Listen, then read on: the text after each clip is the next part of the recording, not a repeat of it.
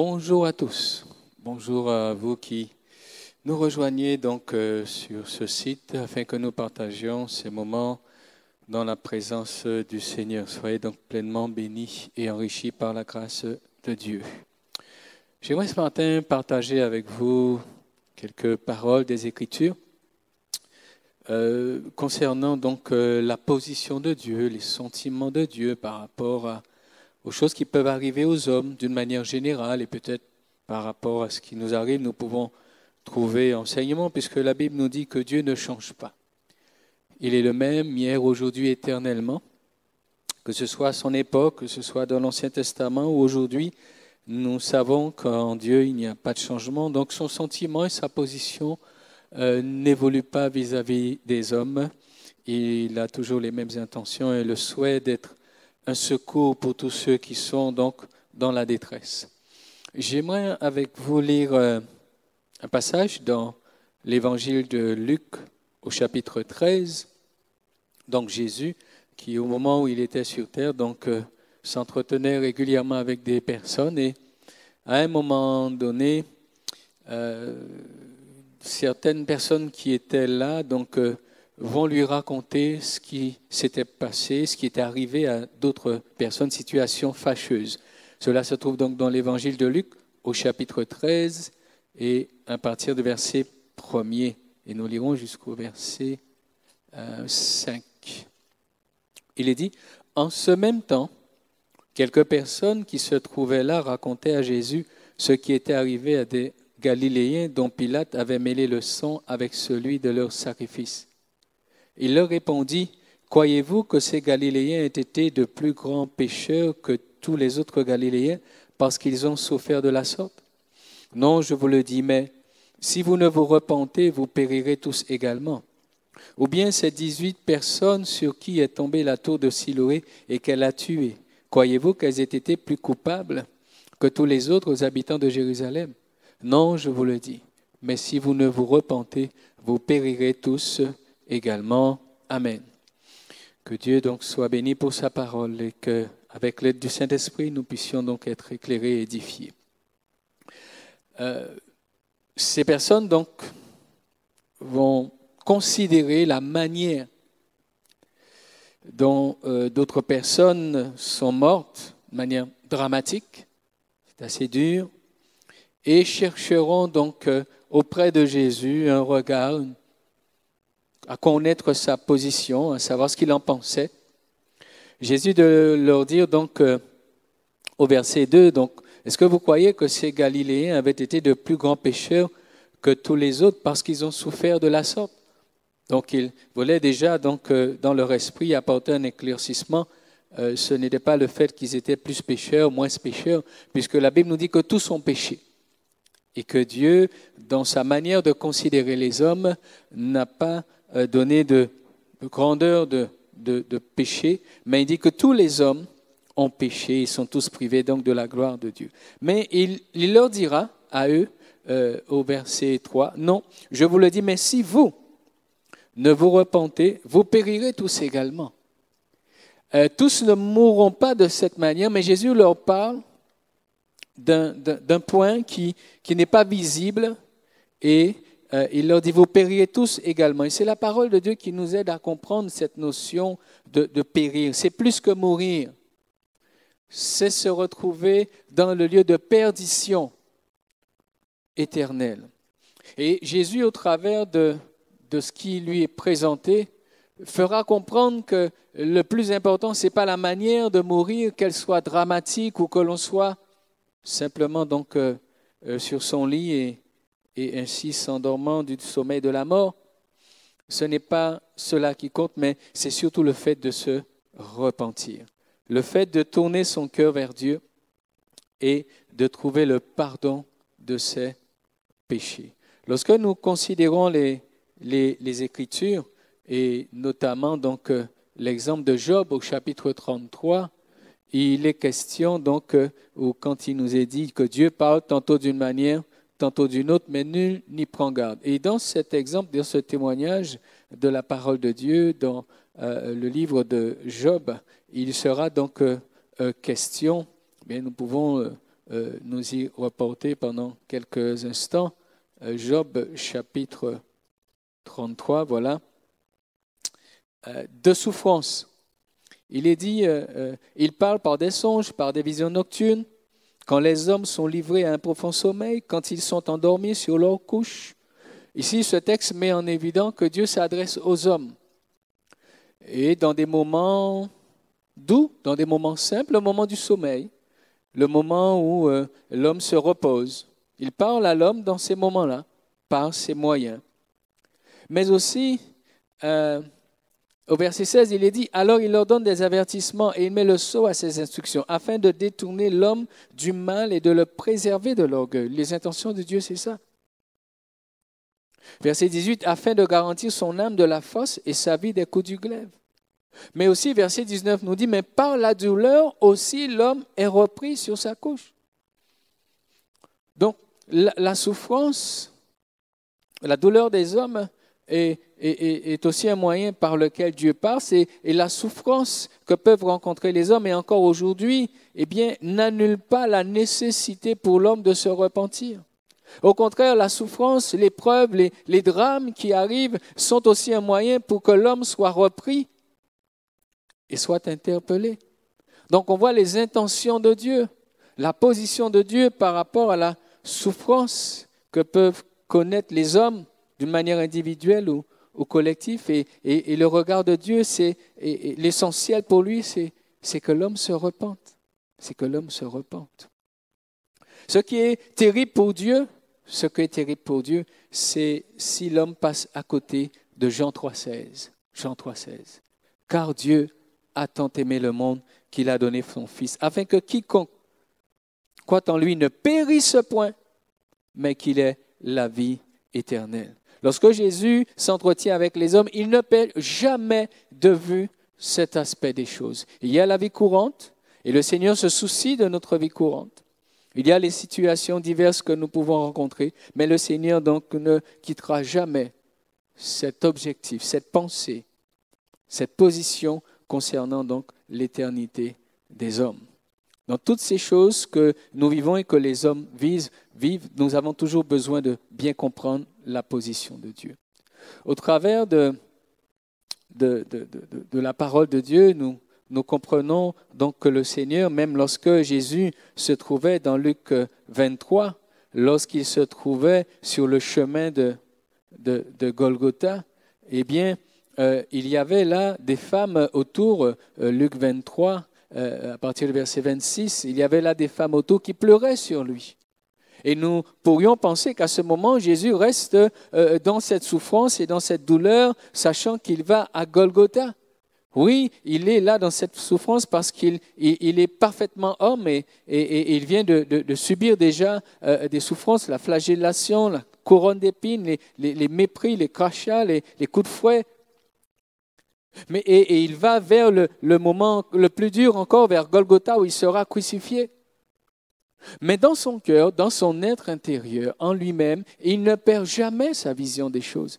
Et alors que ces femmes sont en train de pleurer sur lui, au verset 25, Jésus se retourna vers elle et dit « Filles de Jérusalem, ne pleurez pas sur moi, mais pleurez sur vous et sur vos enfants, car voici des jours viendront où l'on dira « Heureuses les stériles, heureuses les entrailles qui n'ont point enfanté et les mamelles qui n'ont point allaité. » Alors ils se mettront à dire aux montagnes « Tombez sur nous et aux collines couvrez-nous. » Car si l'on fait ces choses au bois vert, qu'arrivera-t-il au bois sec? On conduisait en même temps 2 malfaiteurs qui devaient être mis à mort avec Jésus. Jésus ne perd jamais, je pourrais employer ce terme, son fil. Le fil est la direction que le Père lui a donné, ce que Dieu lui a mis à cœur. Et nous sommes appelés aussi, nous, à ne jamais perdre ce que Dieu a mis en nous. Nous sommes exhortés, quels que soient les temps de souffrance ou de douleur, quelles que soient les difficultés qui se présenteraient devant nous, de toujours garder ce que Dieu a mis dans notre cœur et de toujours rester ferme malgré la souffrance, malgré la douleur. Comment comprendre le regard de Dieu? Comment imaginer cela? Alors, j'ai pensé à cela ainsi et voilà. On pourrait dire que Dieu, face à tout ce que vivent les hommes durant toutes les époques, encore aujourd'hui et demain, autant qu'on pourra dire aujourd'hui, Dieu est comme comme cet homme qui enverrait une bouée de sauvetage à des personnes qui sont en perdition dans les eaux et qui se débattraient. Alors il est là, il leur envoie du secours. Il leur envoie les moyens de sortir de ce naufrage. Et là, il espère que ces hommes, ces personnes puissent saisir donc le secours qu'il envoie. Eh bien, Dieu de se rendre compte qu'en fait, ce n'est pas si simple que cela, de se rendre compte, en tout cas, nous savons qu'il est Dieu. Que finalement, malgré la détresse, malgré la souffrance, il ne peut que le constater, et nous aussi, nous ne pouvons que le constater, eh bien, les hommes ne sont pas si prompts que ça à saisir la grâce de Dieu. C'est un grand dommage. Parce que Dieu, lui, il souhaite les secourir. Pourquoi? Parce qu'il sait qu'ils n'y arriveront pas. Ils n'arriveront pas à s'en sortir seuls. Il est comme celui qui envoie une bouée de sauvetage et qui remarque que les hommes essaient de rejoindre la terre ferme en se détournant de lui. Dieu n'a jamais cessé d'envoyer du secours, comme nous l'avons lu dans Job. Il parle tantôt d'une manière, tantôt d'une autre. Il ne sait jamais, mais il fait le constat que malheureusement, les hommes ne sont pas prompts à saisir sa main et qu'ils essayent d'atteindre le rivage par leurs propres moyens. Mais Dieu sait qu'ils n'y parviendront pas. Et ces personnes refusent. La Bible nous donne plusieurs éléments qui nous permettent de le savoir, de le comprendre, et nous le voyons, mais j'aimerais lire avec vous un passage dans le livre de l'Apocalypse au chapitre 20, qui pour moi met en évidence vraiment l'attitude, le sentiment des hommes, l'endurcissement des hommes. Et lorsque j'ai eu à considérer ce texte, cela m'a vraiment interpellé de me dire, mais vraiment, le cœur de l'homme, c'est quelque chose. Dans Apocalypse chapitre 20, à partir du verset 7, il nous est parlé de la fin des 1000 ans, puisque le Seigneur a prévu une période de 1000 ans, on parle du millénium, et durant cette période, Satan sera lié. Satan n'agira pas sur la terre, ne tentera pas les hommes. Le mal n'aura pas cours sur la terre durant cette période du millénium. Et Jésus mettra là son règne de paix. Jésus fera du bien à l'humanité.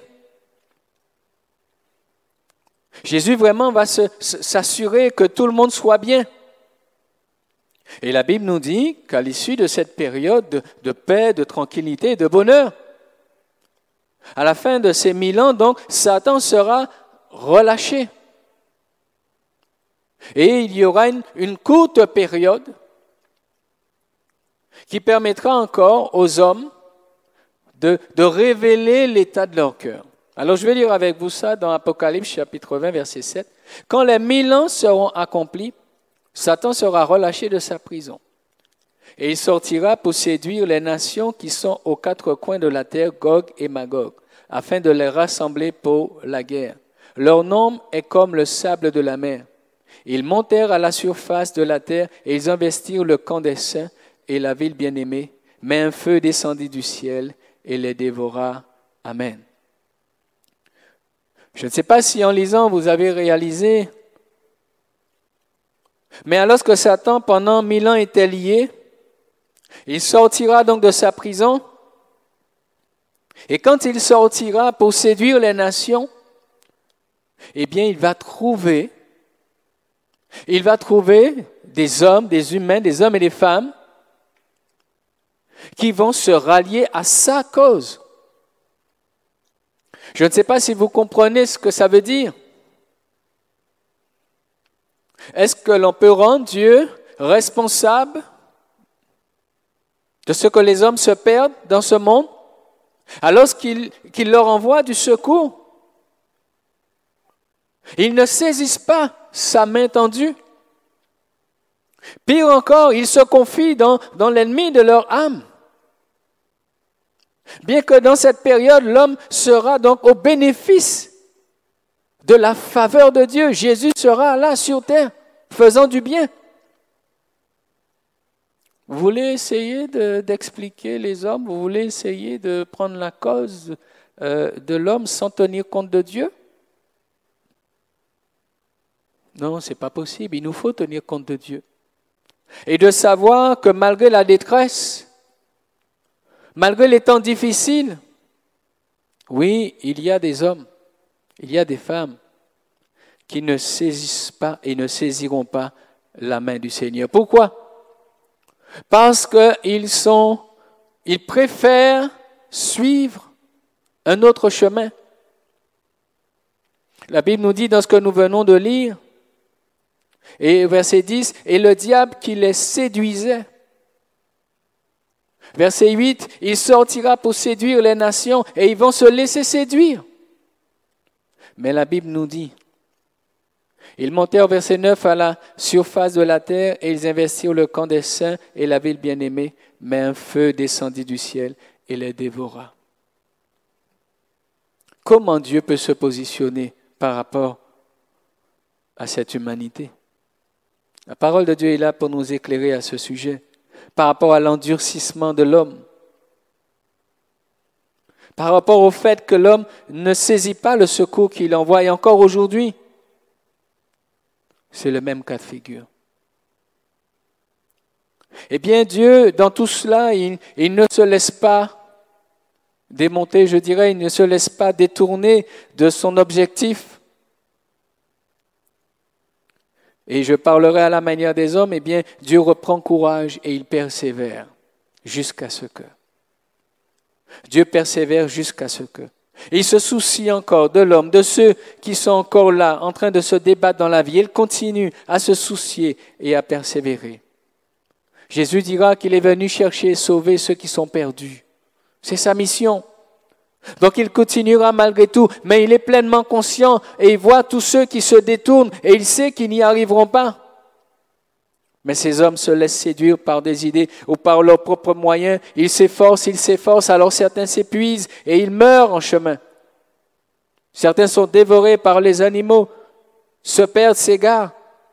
Et c'est ce que nous voyons dans ce monde. Oui, cette humanité, c'est comme une mer dans laquelle les hommes sont jetés. Et ils se débattent par tous les moyens qu'ils peuvent. Et au milieu de cela, il y a Dieu qui tend la main. Dans l'évangile de Matthieu au chapitre 22, à partir du verset 2, « Le royaume des cieux est semblable à un roi qui fit des noces pour son fils. Il envoya ses serviteurs appeler ceux qui étaient invités aux noces, mais ils ne voulurent pas venir.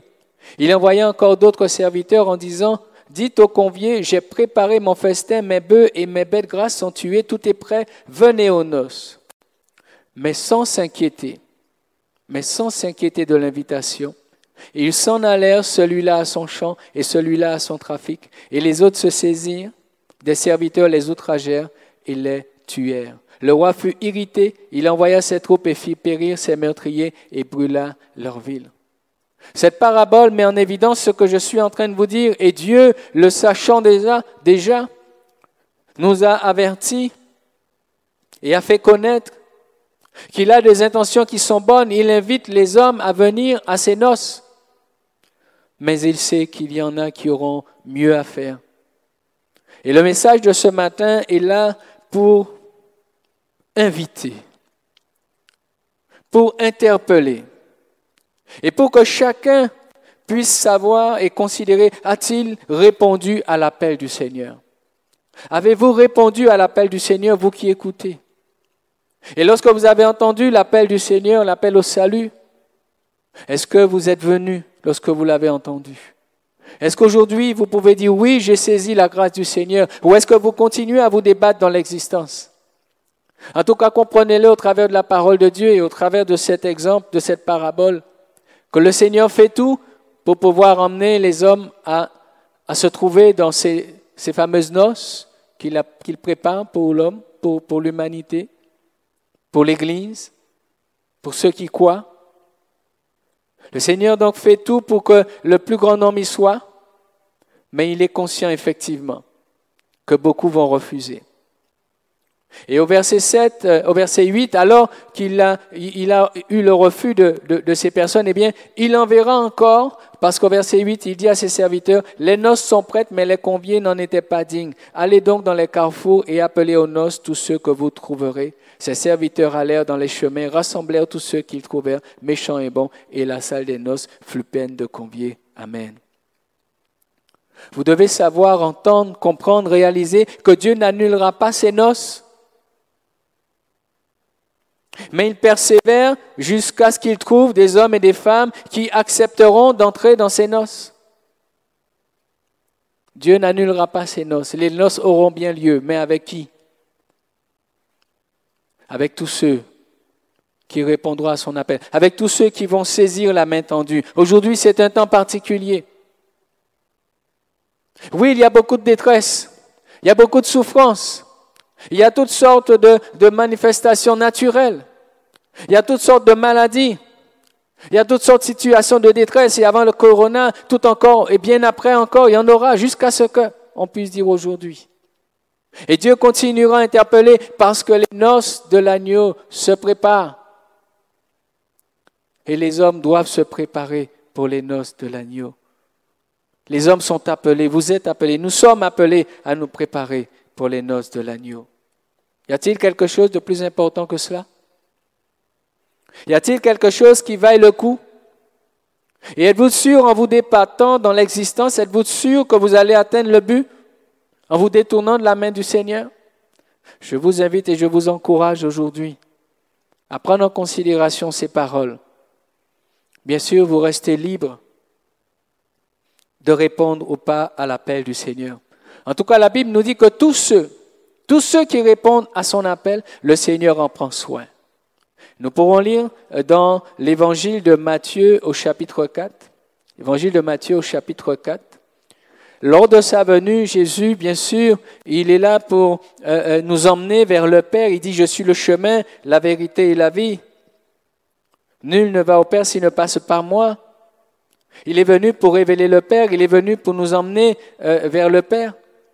Mais en venant sur terre, il est venu aussi pour prendre soin de chacun d'entre nous. Et dans l'évangile de Marc au chapitre 4, il nous est dit au verset 23, Jésus parcourait toute la Galilée, enseignant dans la synagogue, prêchant la bonne nouvelle du royaume et guérissant toute maladie et toute infirmité parmi le peuple. Jésus est venu prendre soin de nous. Lorsqu'il tend la main à quelqu'un, il ne va pas seulement lui parler des noces, mais aussi il va prendre soin de lui, de ses blessures, qu'elles soient physiques, qu'elles soient morales, émotionnelles, que ce soit au niveau, je dirais, de la famille, au niveau des besoins de l'existence. Jésus prend soin de tous ceux qui se tournent vers lui. Il a les moyens de nous secourir parce qu'il est le Créateur. Il est le réparateur des brèches. Il est le restaurateur. Il est celui qui dit une chose et la chose arrive. Il est celui qui relève le malheureux, qui le relève de la poussière et le fait asseoir avec les grands. Il est celui qui brise les chaînes. Il est celui qui libère les captifs. Donc lorsqu'il appelle à venir, lorsqu'il tend la main à ce monde, à ces hommes et à ces femmes qui sont là en perdition, c'est pour secourir.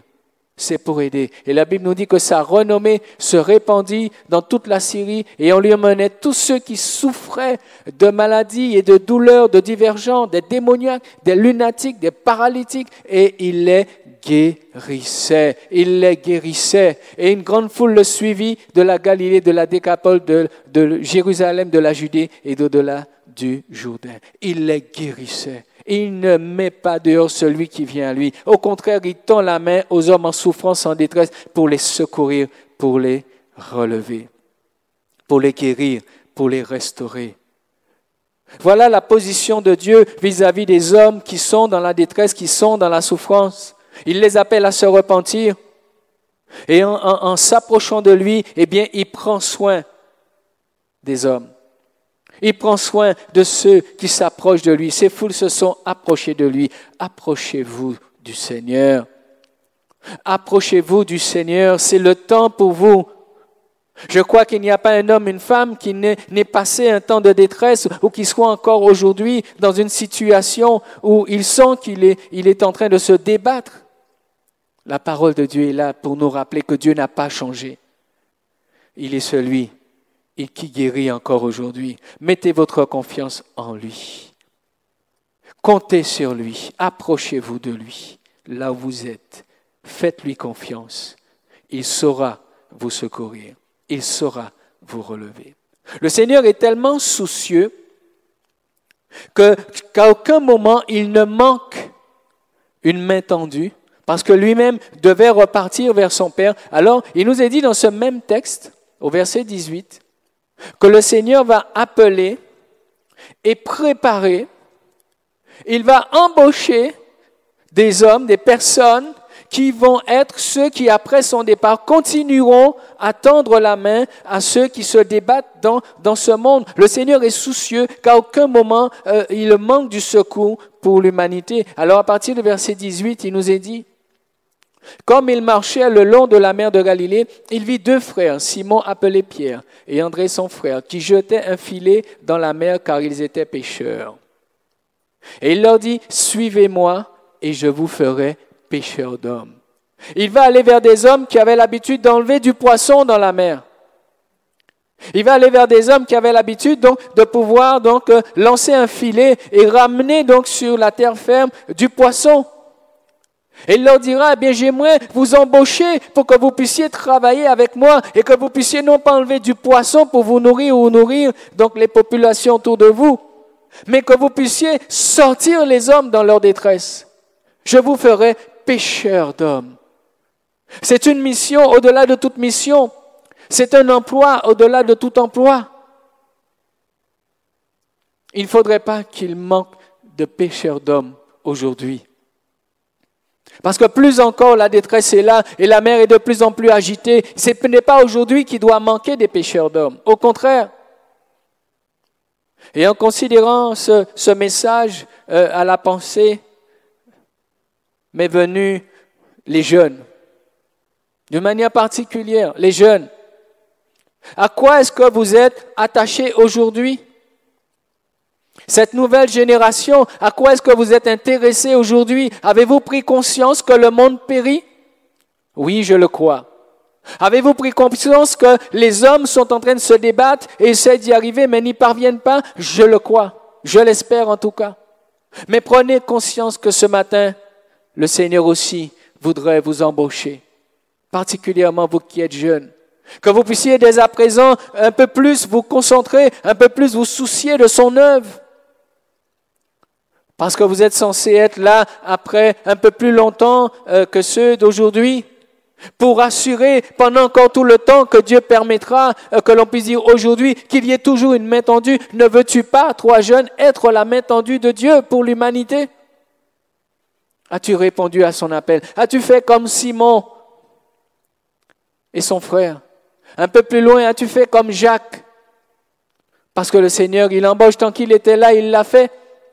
Et encore aujourd'hui, par son esprit, par sa parole, il appelle. Parce qu'il y a encore des hommes en perdition. Il a besoin de jeunes hommes. Il a besoin de jeunes femmes. Il a besoin d'adultes. Il a besoin de personnes qui voudraient répondre à son appel pour lui être utiles.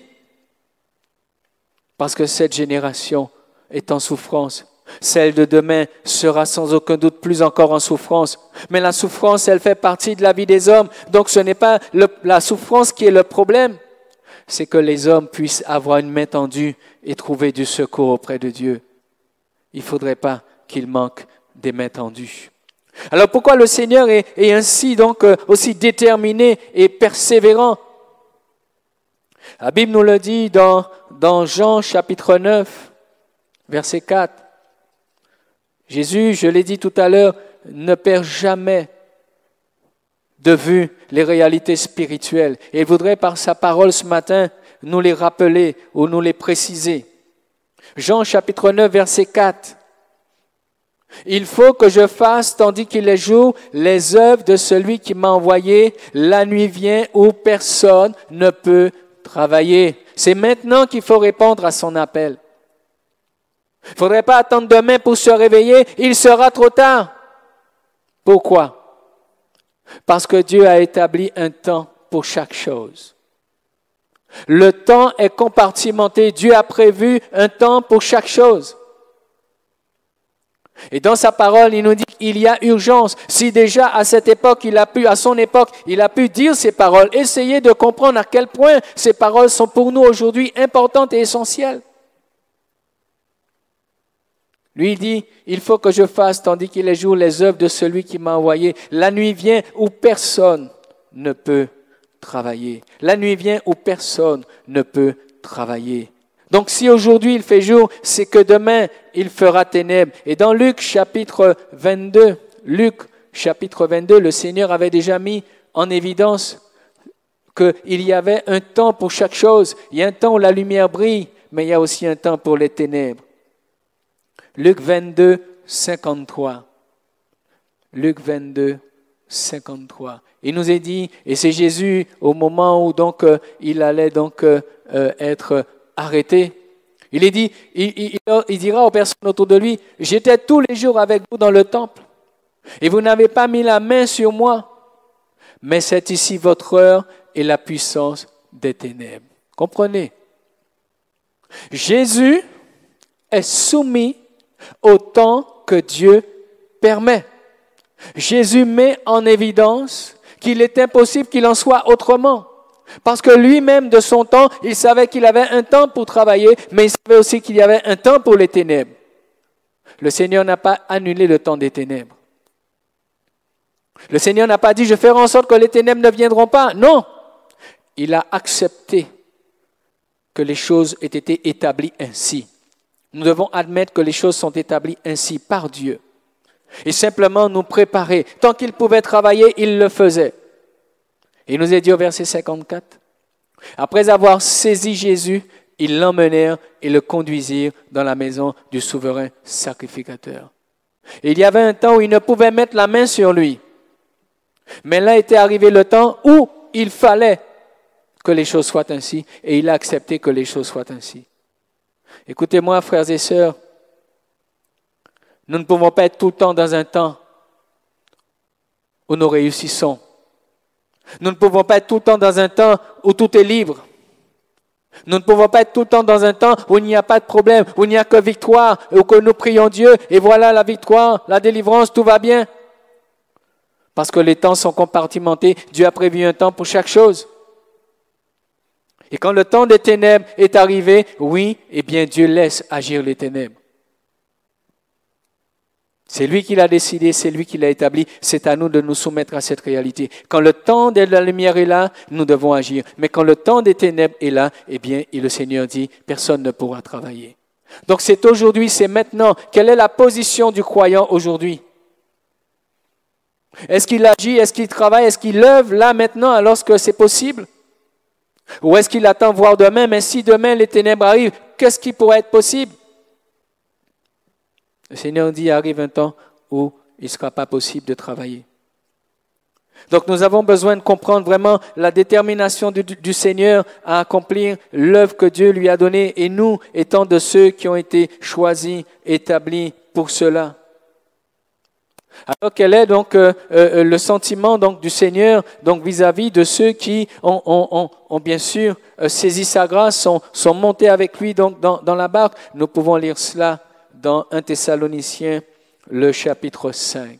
1 Thessaloniciens, le chapitre 5. Puisque les ténèbres doivent prendre le pas, puisque les ténèbres doivent faire leur œuvre, puisqu'il y a un temps réservé pour les ténèbres. Alors que feront ceux qui ont reçu, qui ont accepté la main tendue de Dieu? Que feront ceux qui sont montés dans la barque du Seigneur? Je veux vous dire que Dieu est fidèle.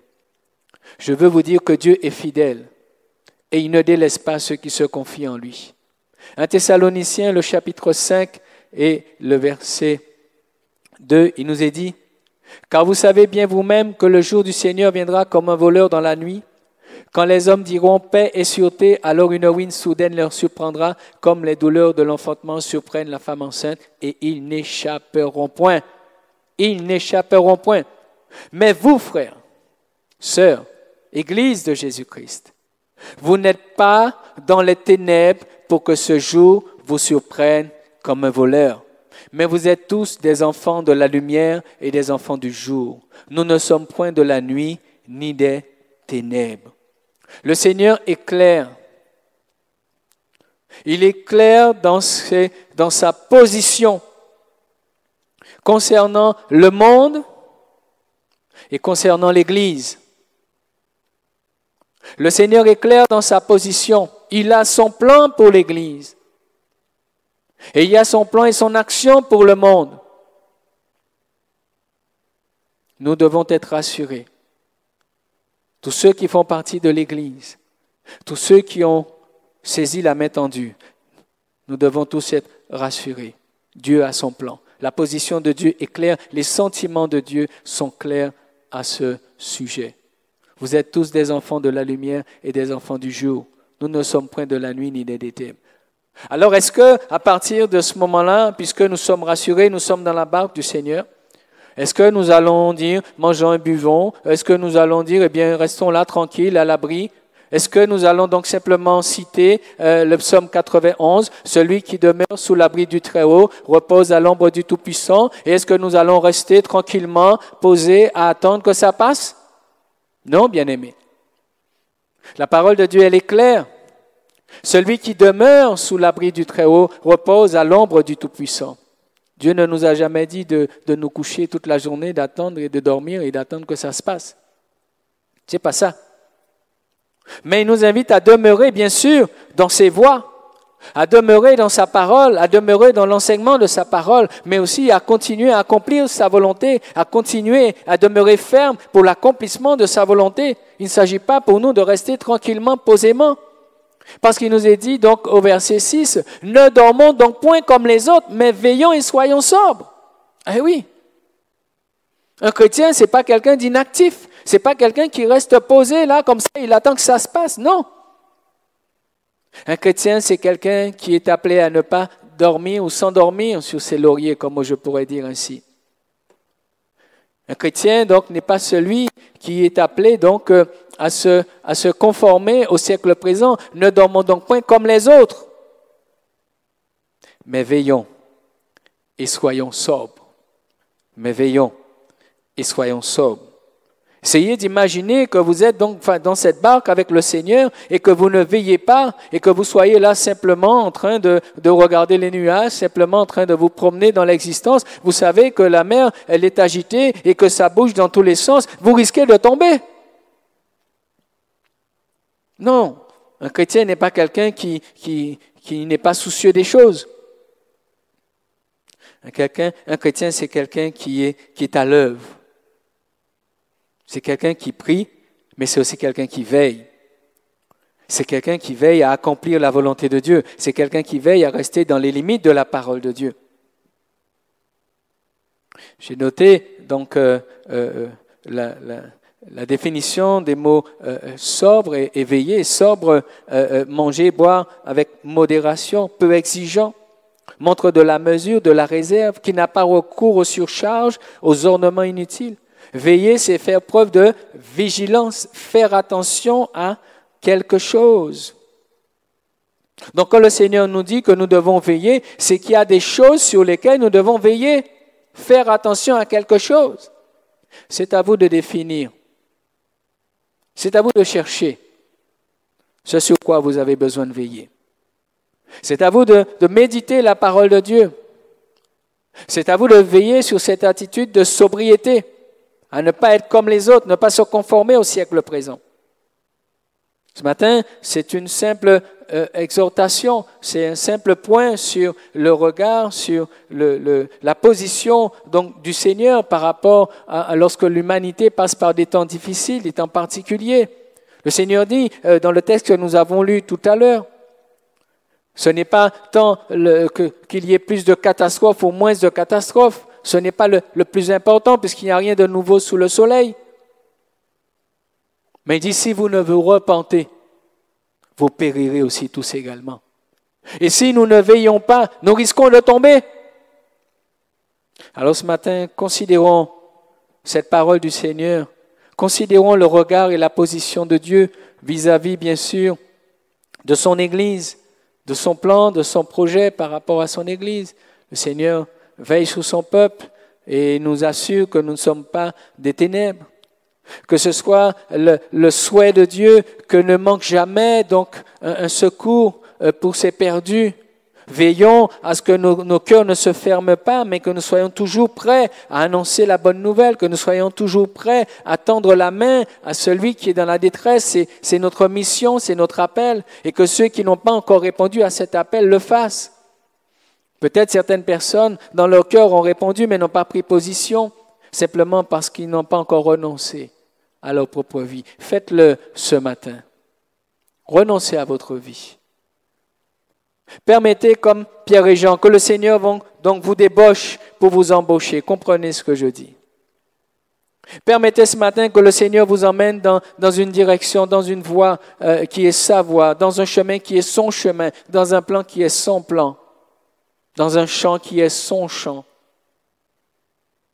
Ne travaillez pas que pour vous, mais travaillez aussi pour l'avancement du royaume de Dieu. D'ailleurs, il y a ce verset bien connu et souvent cité, Matthieu 6, 33. Recherchez premièrement le royaume et la justice de Dieu, et toutes choses vous seront données par-dessus. De plus en plus, ce verset prend toute sa place, puisque les hommes, par leurs efforts, par leurs moyens, ne sont pas sûrs d'y parvenir.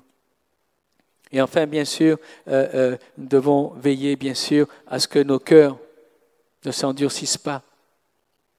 Et quand bien même nous nous serions déjà donnés au Seigneur, si nous pouvons sentir dans notre cœur qu'il y a un endurcissement, si nous pouvons sentir dans notre cœur qu'il y a des sentiments qui sont là, eh bien nous pouvons encore nous repentir, nous pouvons encore demander pardon à Dieu.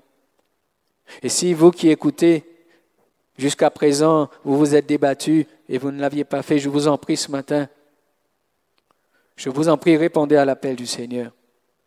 N'attendez pas. Qu'espérez-vous encore dans ce monde? Jésus l'a dit, ce qui vient, ce sont les ténèbres.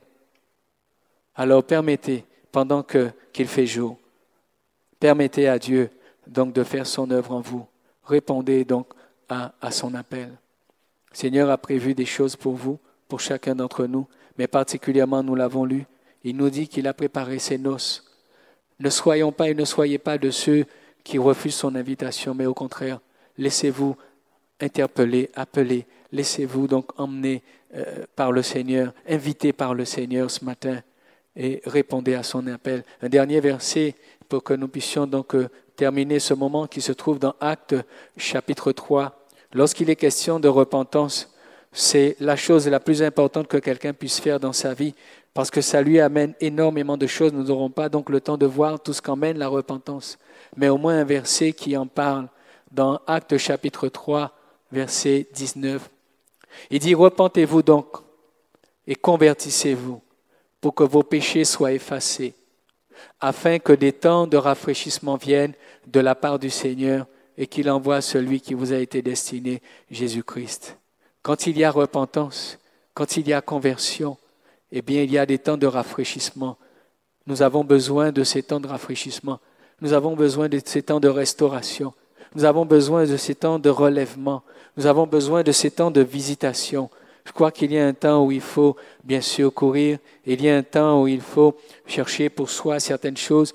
Mais il y a un temps aussi, il faut laisser Dieu nous interpeller et nous inviter encore à nous repentir. Inviter les hommes qui ne l'ont pas encore fait à se repentir. Et non seulement se repentir, mais aussi se convertir, se détourner des péchés, de détourner d'un certain mode de vie afin que des temps de rafraîchissement viennent. Il n'y a pas d'éléments sur cette terre qui emmèneront les temps de rafraîchissement. Il n'y a pas de solution humaine, il n'y a pas d'effort humain qui emmèneront les temps de rafraîchissement, mais il y a simplement le fait de revenir à Dieu, de se tourner vers Dieu, de se repentir et de se convertir. Et le Seigneur lui-même, il envoie et il enverra ces temps de rafraîchissement, ces temps de restauration, et ainsi que son nom soit pleinement glorifié au nom de Jésus. Seigneur, je veux encore bénir ton nom en ce jour. Chaque jour qui passe, c'est un jour où je peux encore bénir ton nom. Chaque instant qui passe, c'est un instant où je peux encore dire gloire à Dieu. Parce que tu nous as laissé ta parole qui nous éclaire sur tes sentiments, sur ta position. par rapport à ce que nous pouvons vivre, quel que soit dans les siècles passés, dans le siècle présent ou à venir. Tu es le même hier, aujourd'hui, éternellement. Tu n'as pas changé. Et je te prie que ta parole, Seigneur, puisse être honorée dans cette génération, que ta parole, Seigneur, soit reconnue comme étant la lampe qui éclaire, la lumière qui éclaire, comme étant l'eau qui désaltère, comme étant la source de vie, comme étant, Seigneur, la source de la paix et de la joie, parce qu'en elle, nous puissions trouver les solutions. Nous pouvons connaître ton regard et tes solutions. Et si nous obéissons à ta parole, eh bien, Seigneur, tu nous dis que tu enverras des temps de rafraîchissement et de restauration, parce que rien ne t'est impossible, mais tu nous dis que tout est possible à celui qui croit. Et nous savons que croire, c'est obéir, croire, c'est se soumettre. Alors, veuille trouver dans nos cœurs des cœurs soumis, obéissants. Veuille trouver dans les cœurs de ceux qui écoutent, Seigneur, et qui ne l'ont jamais fait, des cœurs qui se livrent entièrement, qui ne résistent pas à ton appel. Veuille trouver au travers de cette jeune génération, Seigneur, des hommes et des femmes, des jeunes hommes, des jeunes filles, qui vont répondre à ton appel, comme Simon, Pierre et les autres, et qui vont devenir, Seigneur, des pêcheurs d'hommes, qui vont dans leur génération, qui vont autour d'eux, Seigneur, être une main tendue de la part du Seigneur. Oui, Dieu, remplis-les, remplis-nous de ton esprit. Inspire-nous, Seigneur, mon Dieu, afin de savoir où lancer le filet et comment le faire dans la sagesse, Seigneur, mais aussi dans l'authenticité, dans la foi. Sois béni ce matin pour ton œuvre. Sois béni pour ton nom que tu glorifies en tout temps et en tout lieu. Et merci de ce que tu parles encore aujourd'hui, Père. Sois béni, sois loué au nom puissant de Jésus. Amen. Que le nom du Seigneur soit béni. Alléluia.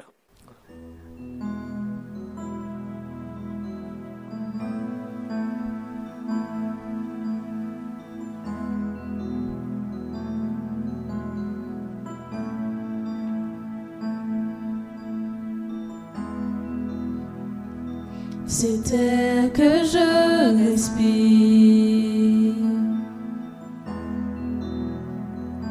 c'est air que je respire, c'est ta présence qui vit en moi.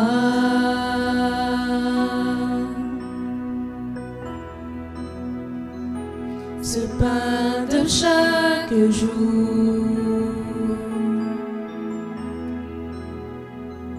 ce pain de chaque jour, c'est ta parole donnée pour moi. Et moi,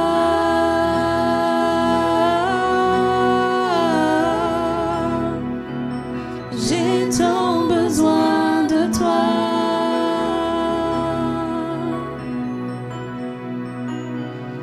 Et moi,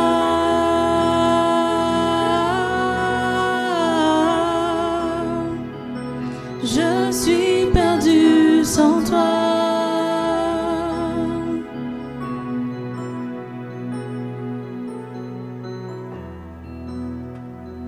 C'est air que je respire,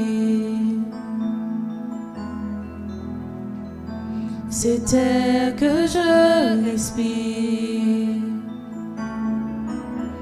c'est ta présence qui vit en moi.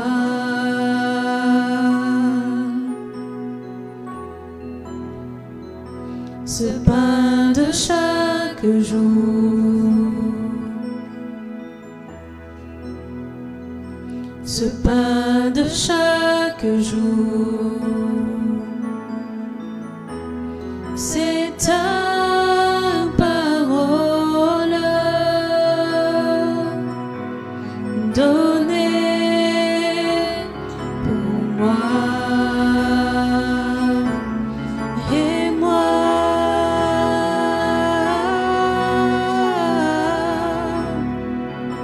j'ai tant besoin de toi.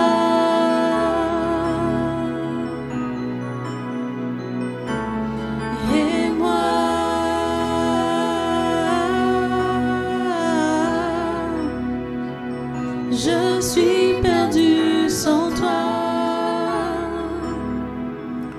La musique continue. Tu peux commencer à élever le roi des rois depuis ta maison. Réalise ces paroles que nous disons ce matin. Jésus, c'est le pain de vie.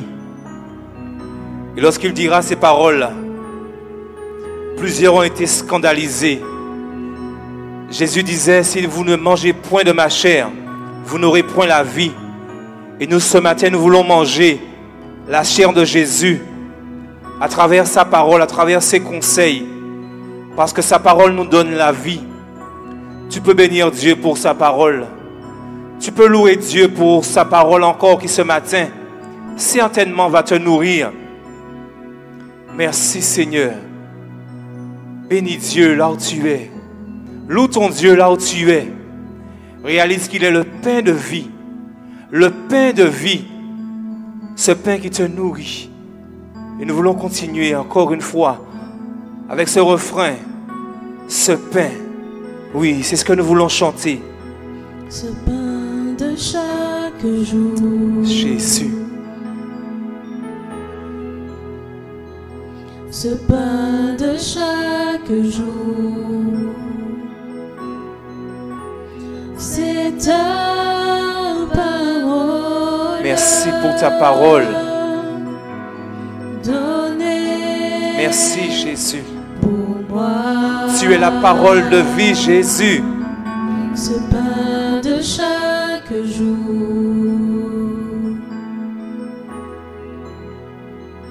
Ce pain de chaque jour. C'est ta parole donnée pour moi. Et moi, Seigneur, et moi. Et moi. J'ai tant besoin de toi. J'ai tant besoin de toi. Jésus. Sans toi, je suis perdu. Et moi,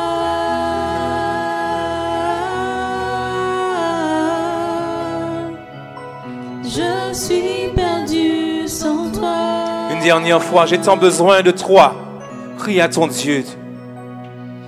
Et moi,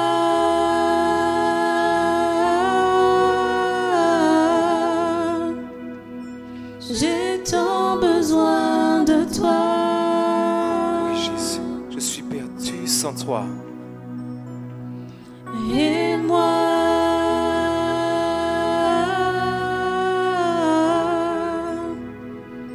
je suis perdu sans toi. Merci Jésus. Merci pour ta parole.